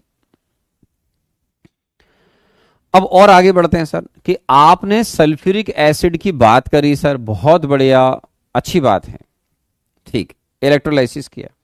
अब इसके बाद हम और भी इलेक्ट्रोलाइसिस की बातें कर सकते हैं। जैसे लो, ये बड़ा फेमस है बेटा, इंडस्ट्रियल लेवल पर बड़ा फेमस होता है, electrolysis of concentrate NaCl aqueous solution, ठीक है। अब आपको थोड़ा है दिमाग लगाना है, सुनना है, जो मैंने पहले पढ़ा था उसको। क्या सुनो आराम आराम से, कि सर देखो एनोड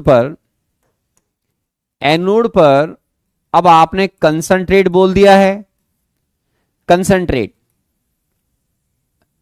इसके ऊपर ये जो रिएक्शन लिखूंगा मेरे बच्चों, करोड़ों रुपए के प्लांट डाले होते हैं इसके ऊपर, गुजरात में मिलेंगे आपको प्लांट, ठीक है, कास्टिक सोडा बनाने के प्लांट। तो इसमें क्या होता है, कंसंट्रेट बोलने का मतलब बेटा Cl2 गैस बनेगी, ठीक है, पढ़ा हुआ है अपन ने, बहुत बढ़िया। अब कैथोड पर क्या हो गया बेटा, कि कैथोड जो है, कैथोड पर कंपटीशन शुरू होएगा। कैथोड पर क्या है, आपने NaCl मिलाया तो पिछली बार तो पिछले केसेस में एसिड खुद था H प्लस आयन का सोर्स, अब पानी H प्लस आयन का सोर्स है। नंबर 1, पानी ही OH माइनस का सोर्स है, पानी ही H प्लस का सोर्स है, पानी ही OH माइनस का सोर्स है। Water is a source of H plus ion as well as OH minus ion because NaC is neutral salt, no hydrolysis of any ion. Na plus ion solution में आ गया, तो ये जो Na plus ion है मेरे बच्चों, ये इलेक्ट्रॉन गेन करके Na में जाए, ये पॉसिबल नहीं है। इसका E नॉट आरपी बहुत ज्यादा, माइनस ऑलमोस्ट 2.7 वोल्ट के आसपास होता है, माइनस 2.71 के आसपास होता है ना, बहुत ज्यादा नेगेटिव है। कोई चांस नहीं है कि Na प्लस आयन Na में कन्वर्ट हो जाए पानी के अंदर, कोई चांस नहीं। माइनस 2.7 के आसपास होता है ना। अब दूसरा रिएक्शन क्या लिखेंगे, ये सुनना है आपको। अब इसको सुनना है सारे बच्चों को ध्यान से।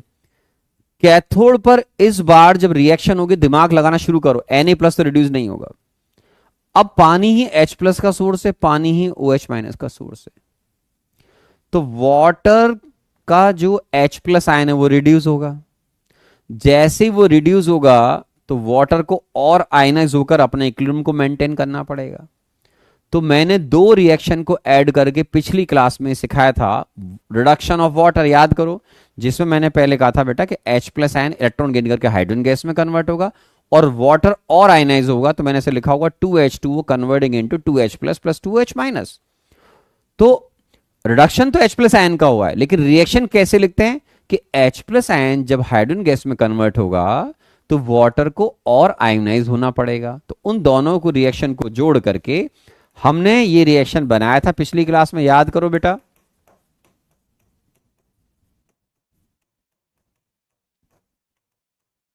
टू एच माइनस, इसका रिडक्शन पोटेंशियल होता है ऑलमोस्ट माइनस 0.8274 वोल्ट।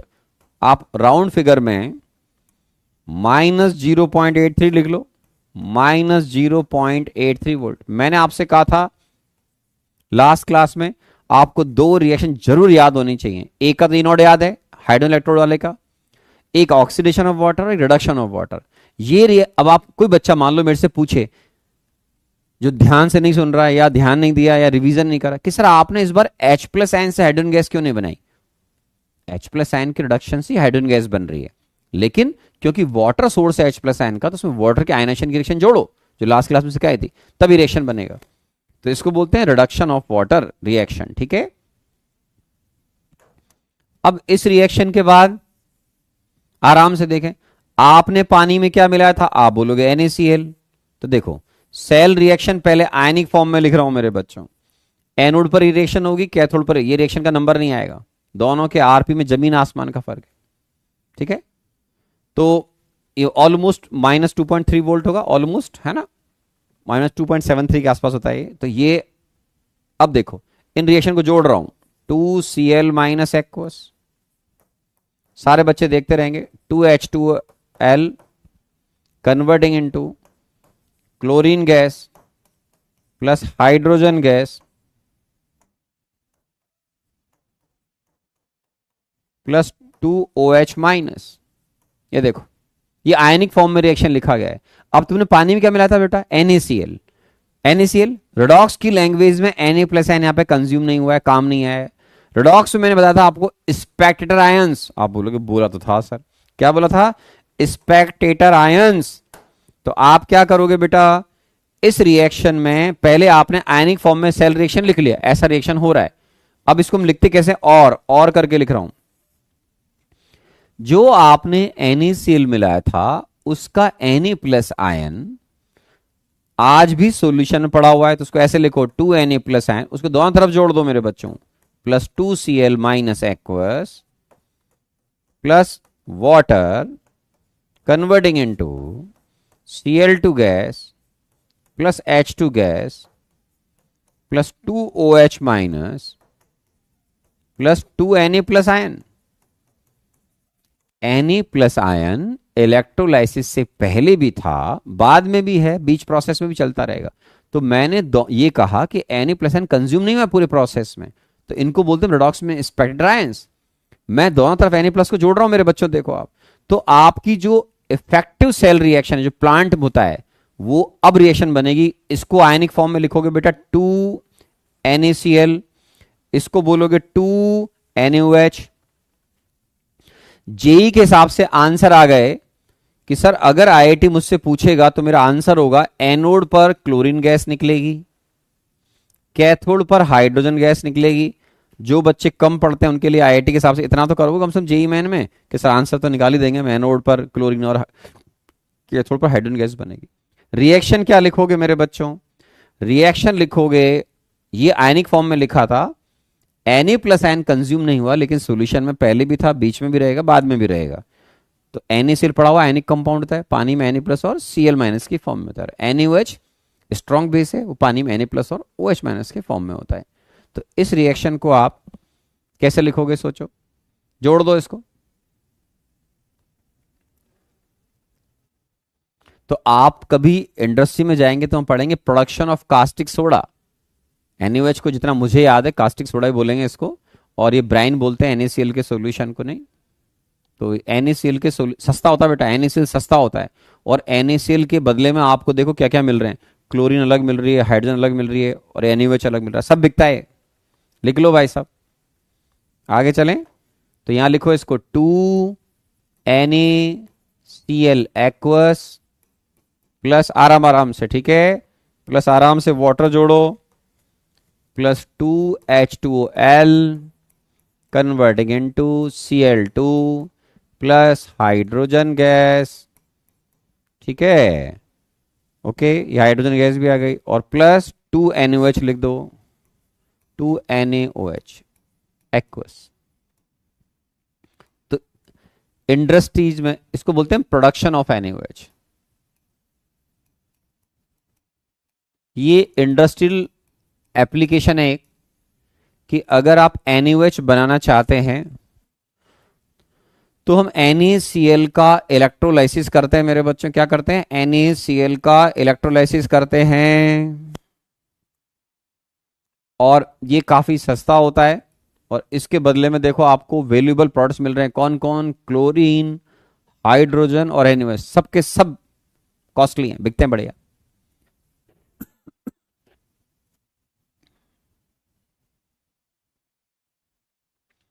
सर जब लिक्विड सॉल्यूशन चैप्टर आएगा तो मुझे उसमें किसी ने चैलेंज दिया था कि कोई बता दे, हैं क्या सर, एक क्वेश्चन पूछना है जब लिक्विड सॉल्यूशन में आएगा, पूछ लेना, इसमें क्या होगा बेटा आदर्श बाबू, पढ़ो अभी आराम से, टेंशन मत लो, है ना, बताएंगे। लिक्विड सॉल्यूशन आएगा बेटा इलेक्ट्रोकेमिस्ट्री के बाद, चलो चलो तेरे दिल की तमन्ना पूरी कर देंगे हम, इलेक्ट्रोकेमिस्ट्री के बाद ही लिक्विड सॉल्यूशन पढ़ेगी, ठीक है। और अगर एग्जामिनर पूछेगा कि अपने आंसर बताओ कि एनोड पर कौन सी गैस बनेगी, तो आपका आंसर होगा सर एनोड पर क्लोरीन गैस बनेगी, क्लोरीन गैस इज इवॉल्व्ड, ऐसे भी लिख सकता है थ्योरी में। कैथोड पर हाइड्रोजन गैस बनेगी बेटा, हाइड्रोजन गैस इज इवॉल्व्ड, ठीक है।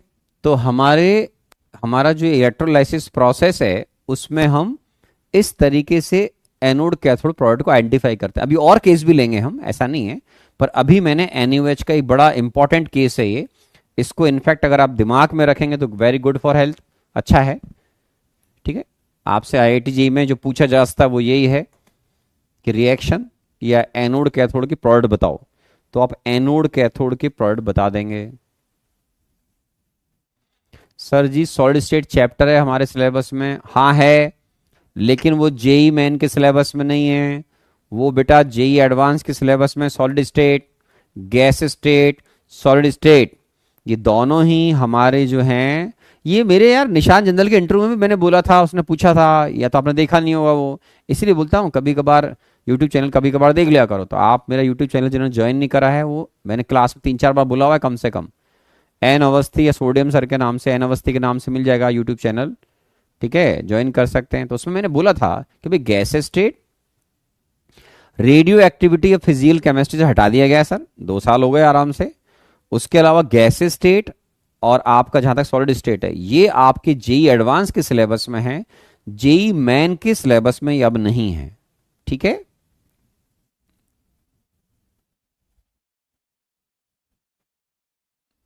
आहा आयुष दादीज लिख रहा है 17 रुपए किलो मिलता है NaCl सर।